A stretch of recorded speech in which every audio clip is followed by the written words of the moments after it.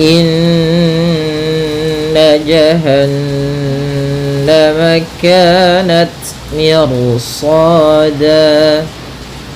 Pada bacaan inna di sini ada hukum tajwid yaitu gunnah, yaitu cara membacanya adalah kita menahan suara nunnya ya terlebih dahulu sepanjang 2 harakat lebih sedikit ya, kemudian baru kita baca janya. Inna nah tidak boleh atau jangan dilangsungkan gitu ya, jangan inna jahannam, nanti kurang sempurna dalam menahan gunnahnya. Kemudian jahannama kanat, sama caranya adalah dengan menahan suara ya, suara gunnahnya ditahan atau suara dengungan di nunnya ya. Jahan ya. Inna jahannama kanat, pada lafal kanat yaitu ada hukum bacaan mad tabi'i, yaitu adanya fathah bertemu dengan alif. Maka setiap ada fathah bertemu alif, kasrah bertemu ya, dhamma bertemu waw, maka kita namakan dengan mad tabi'i atau mad asli. Kemudian kanat, nah, dalam ta sedikit dikasih hamas karena sifat ta ketika sukun itu tampak hamasnya. Kemudian mirus wajah ya, miru. Nah, di sini mi-nya tipis, ro-nya tebal. Nah, di sini namanya ro tafkhim. Ro tafkhim itu artinya ro yang kita baca dengan bacaan ro tebal. Nah, ro ini ada beberapa kondisi. Yang pertama, ro yang dibaca dengan tebal, ro yang dibaca dengan tipis, atau nanti ada 2 kondisi. Ada yang dia ro dibaca kedua, boleh di antara kedua-duanya, boleh tebal dan boleh tipis. Ada juga yang dia memang dia dibaca dengan nanti ro dengan rom gitu ya. Maka di sini dalam kondisi ini yaitu apabila ada ro sukun sebelumnya dia kasroh dan setelahnya ada huruf isti'la yang mana huruf isti'la, maka di sini ini kita ro-nya kita baca dengan tebal. Meskipun kaidah yang pertama ketika ada huruf ro sukun didahului kasroh itu tipis, tapi karena datang setelah huruf ro itu huruf isti'la, huruf yang tebal dan huruf yang pangkal lidahnya terangkat, dan dimana shad ini itu huruf isti'la, maka ro-nya menjadi tebal.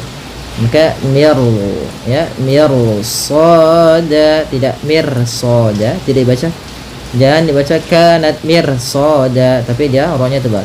Miru ya, miru soda. Kemudian pada lafal sod ada hukum mad tabi'i, yaitu adanya fathah bertemu alif, panjangnya 2 harakat. Kemudian da, pada lafal da pada dasarnya dia fathatain bertemu alif, kita baca dengan dan.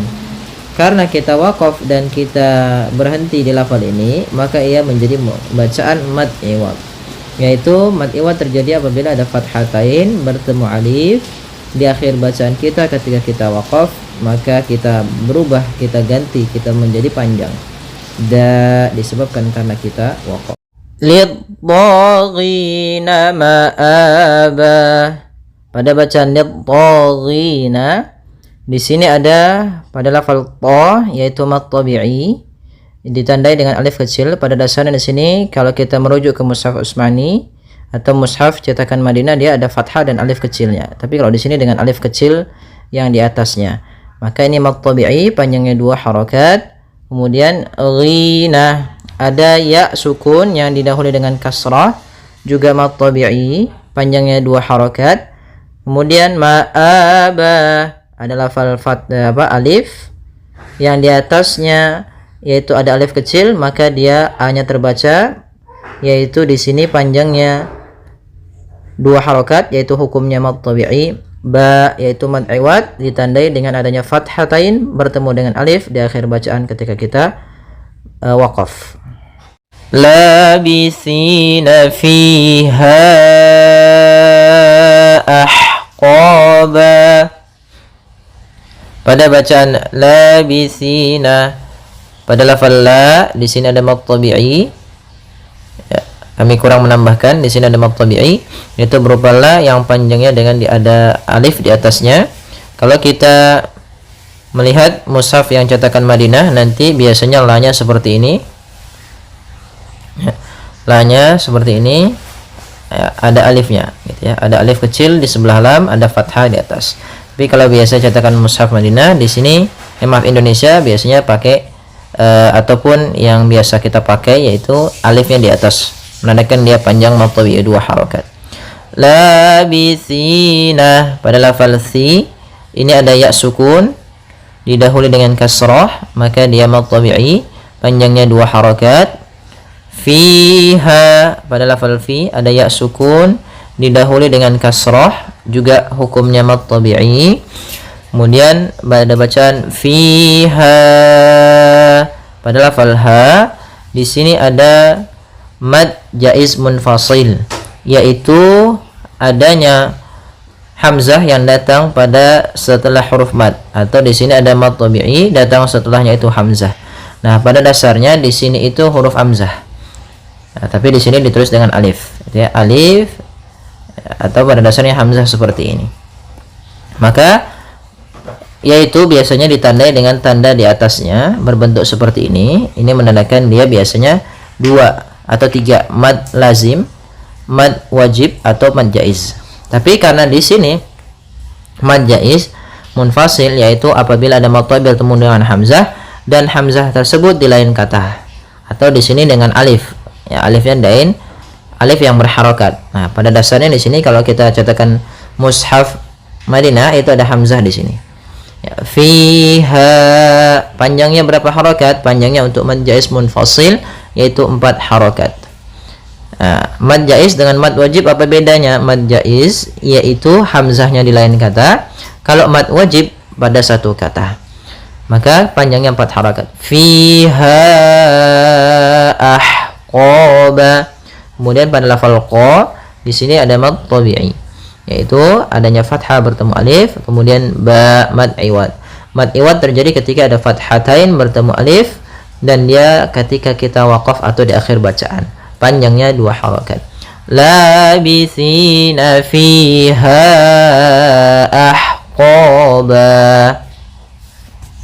La yadhuquna fiha bardan wala syaraba. Pada bacaan la ada mad tabi'i yaitu fathah bertemu alif. Yadzuquna, pada lafal dzuqu sama, yaitu ada mad tabi'i berupa dhammah bertemu waw, ya itu qaf dan zal.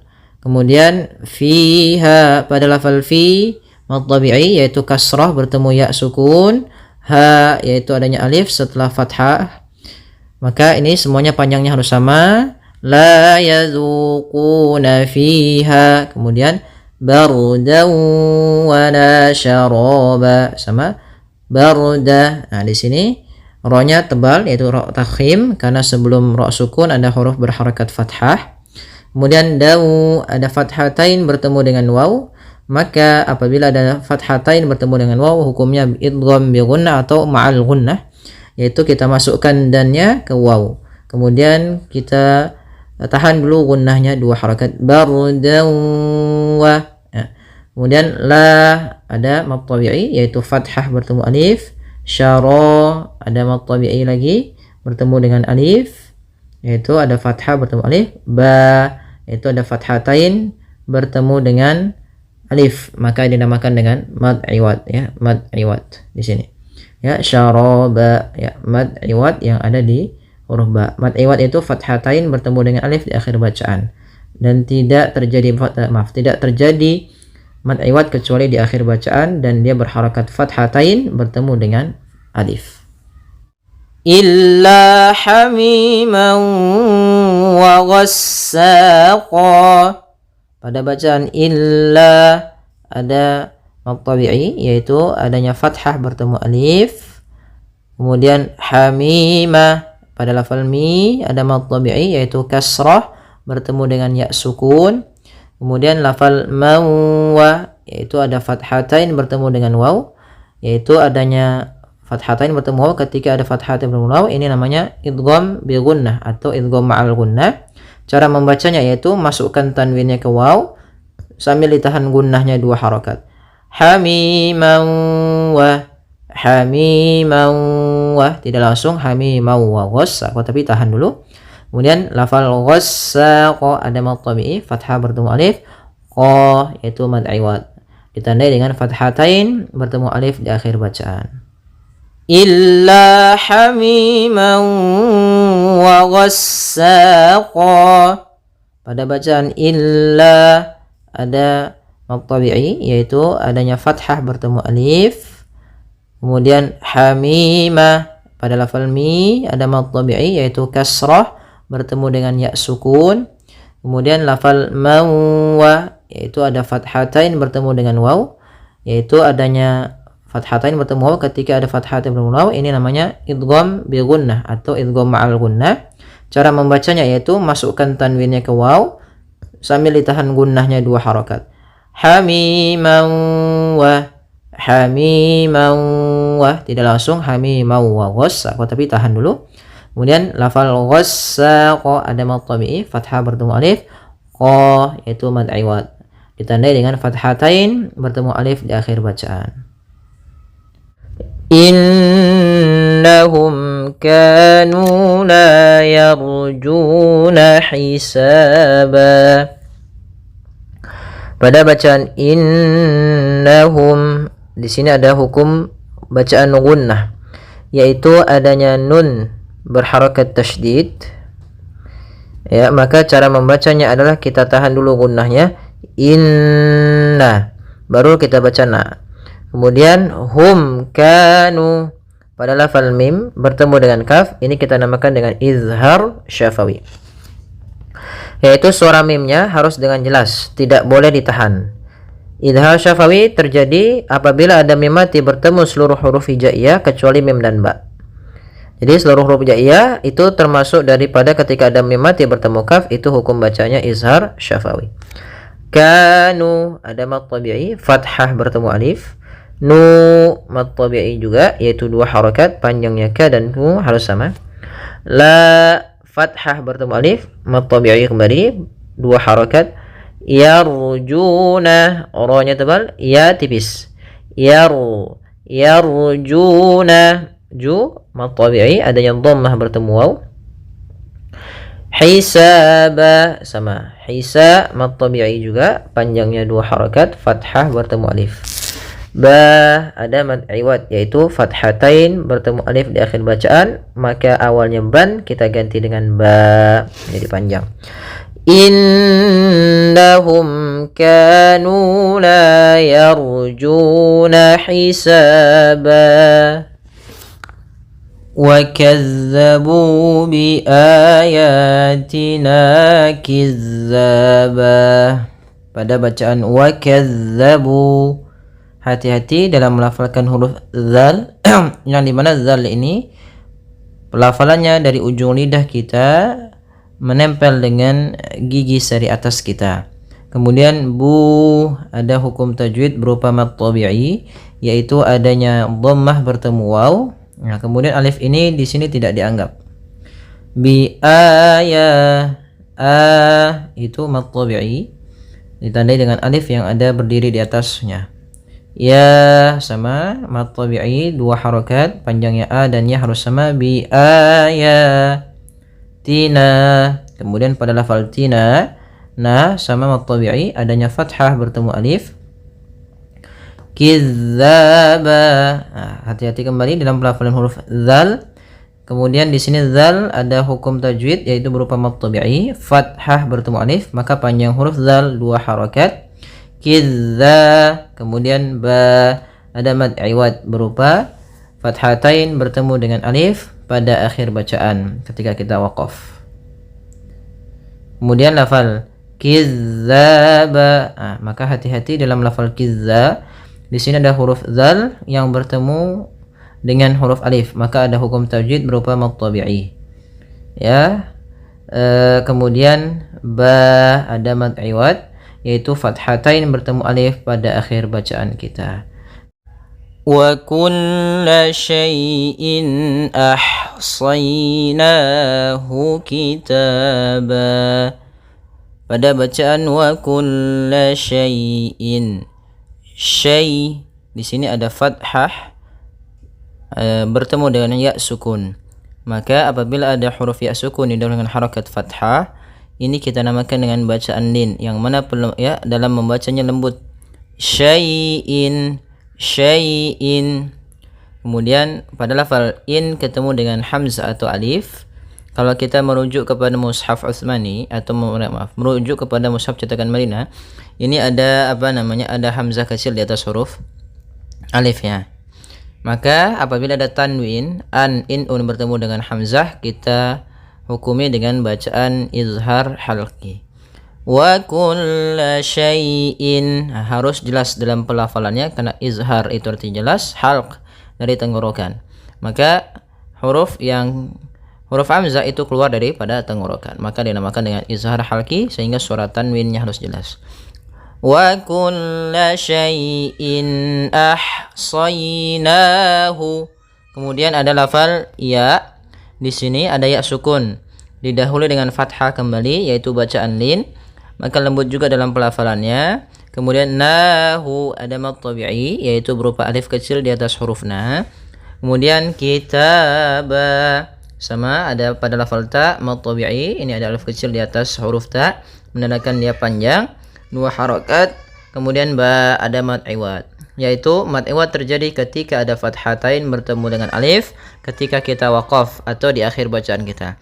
Kitaba wa kulla syai'in ahsaynahu kitaba. Fadzuqu falan nazidakum illa azaba. Pada bacaan fadzuqu, di sini ada kedua-duanya yaitu hukum tajwid berupa mad tabi'i, ditandai dengan adanya dhammah bertemu waw sukun, dhammah bertemu waw sukun pada huruf zal dan huruf qaf. Kemudian alif di sini tidak kita anggap. Falan nazidakum. Nah, di sini pada bacaan falan nazidakum ada nun ada nun sukun bertemu dengan nun. Maka ini hukum bacaannya kita namakan idgham bi gunnah atau idgham ma'al gunnah. Ya, idgham yang disertai dengan gunnah. Maka cara membacanya, nun yang pertama masuk kedua sambil ditahan gunnahnya. Maka falan, tidak langsung falan nazi tapi tahan dulu. Falan. Nah, seperti itu. Kemudian zi, ada hukum tajwid berupa mad tabi'i, kasrah bertemu ya, 2 harakat panjangnya. Kemudian nazidakum, ya di sini ada bacaan berupa mim mati bertemu dengan alif. Nah, ini salah ya teman-teman, salah menuliskan ya. Ya, di sini tidak ada izhar halqi, yaitu di sini kita hanya ada izhar syafawi ya. Izhar syafawi, yaitu apabila ada huruf mim bertemu dengan seluruh huruf hijaiyah kecuali mim dan ba, maka kita namakan dengan izhar syafawi. Maka di sini mim ketemunya alif atau ketemu hamzah, maka kita namakan dengan izhar syafawi. Tidak boleh ditahan suara mimnya tapi langsung nazidakum illa. Kemudian pada lafal illa ada kembali mad tabi'i berupa fathah bertemu alif. Azaba, ada kembali mad tabi'i pada lafal dha yaitu adanya fathah bertemu alif. Kemudian ba, ada mad iwad yang ditandai dengan adanya fathatain bertemu alif di akhir bacaan. Maka kita namakan dengan iwad, kemudian ba-nya menjadi panjang. Ya, semoga bermanfaat.